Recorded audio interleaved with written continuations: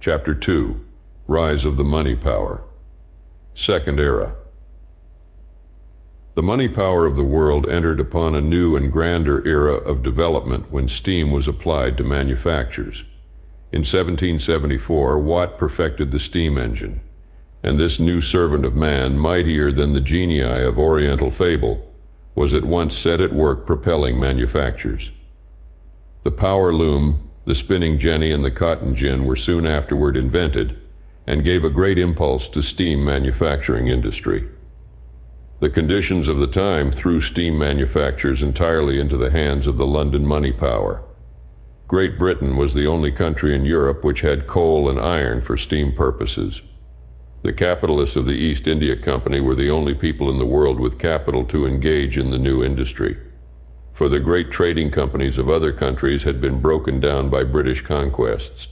Enriched by the trade of the Orient and the tropics, these London capitalists at once seized the opportunity events offered them and embarked energetically in steam manufactures.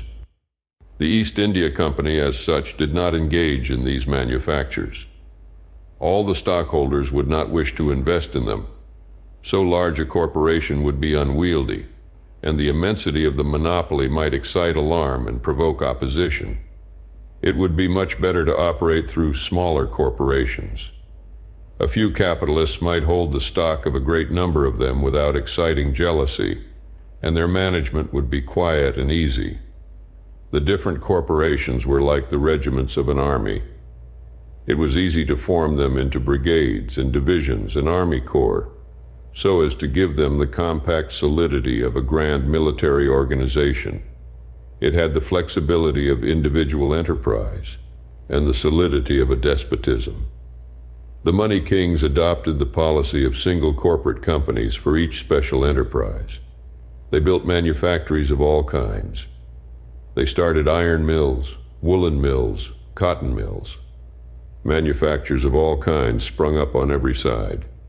The money kings organized new joint stock corporations which built mills and manufactories, new companies which operated mines of coal and iron, and as commerce wonderfully expanded through manufactures wrought by steam power, they organized new companies which built vessels to plow the waters of every ocean, and built new warehouses, and established new trading stations all over the earth.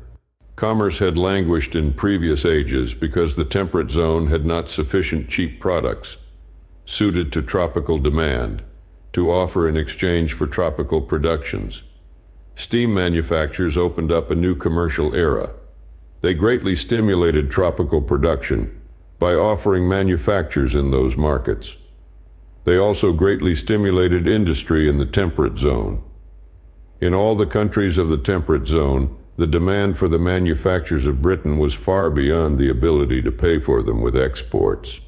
The first effect of this state of things was a wave of excitement that swept over Great Britain. An industrial boom was started. Everybody who had money invested in the stock of manufacturing companies, shipping companies, trading companies. In companies for steam manufactures, the money kings took care to have the majority of stock. Outside companies they knew they could devour at their leisure. The grand money kings had such advantages in their immense capital and in their perfect organization that in commercial crises, often originated and always manipulated by them, they managed systematically to break down rival companies and buy them out and to rob and plunder the minority stockholders, until, in the end, these organized capitalists got into their own hands and very cheap, all, or the greater part of the stock of the various companies, manufacturing, mercantile, and shipping that originated in steam manufactures. They thus reduced to a system and a science the art of crushing rival companies and freezing out minority stockholders. Their whole career was a systematic course of treachery, fraud, and plunder, without a parallel in history.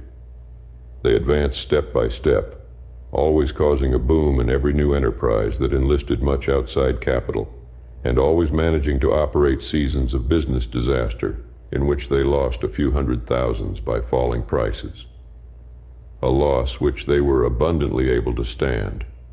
while making many millions by getting cheap the stock of broken corporations and the stock sold by minority stockholders. Dealing in futures and boards of trade was then started on a grand scale, a system originated for the purpose of enabling large capitalists to force stocks up or down as they choose, by dint of capital without any regard to the actual value, the most satanic engine of trickery, fraud, and oppression ever devised to enable the strong to plunder the weak. It is the drag net with which the money kings destroy multitudes of men of small means, as the fisherman takes fish in his seine. They are fishermen. The rest of mankind are their prey. They are always seeking after spoil. They are always dragging their net for the destruction of the unwary. But aside from this plunder of the weak and the trusting, the regular profits of the new age of industry were very large. In every country of the temperate zone, the demand for British manufactures was much greater than could be paid for by exports. And the difference in the balance of trade was always systematically arranged by lending money on mortgage for that amount, or by spending the amount of the deficit in starting some business enterprise in that country. In this way, the adverse balance of trade was not felt by the country falling behind.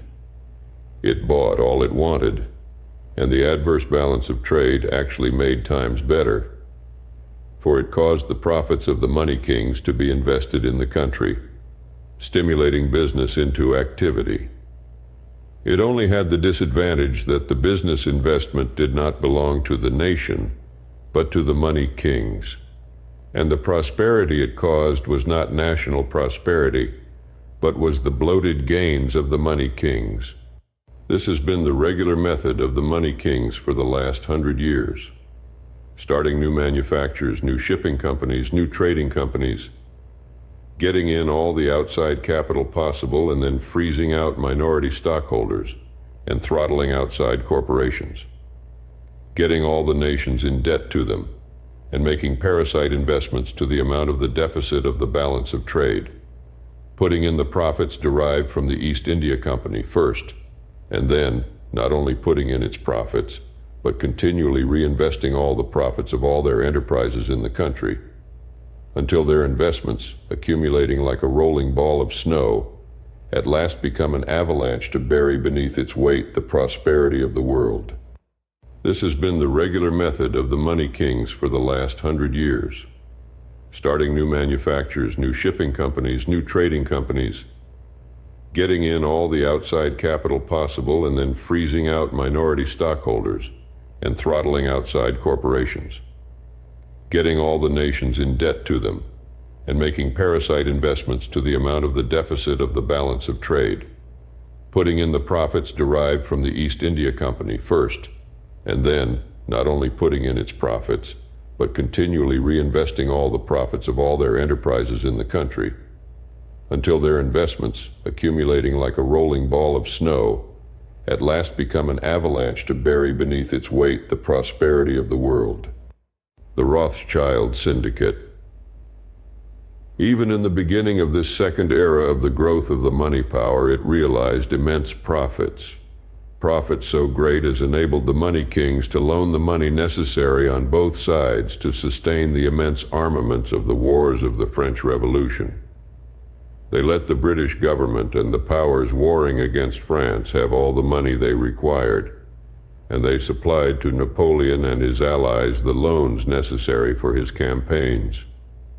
At that time, for the convenience of the money kings, the great house of Rothschild was established. The rise of the House of Rothschild has always been shrouded in the mystery that veils all the operations of the money power. The house took immense contracts on both sides and made to both sides immense loans.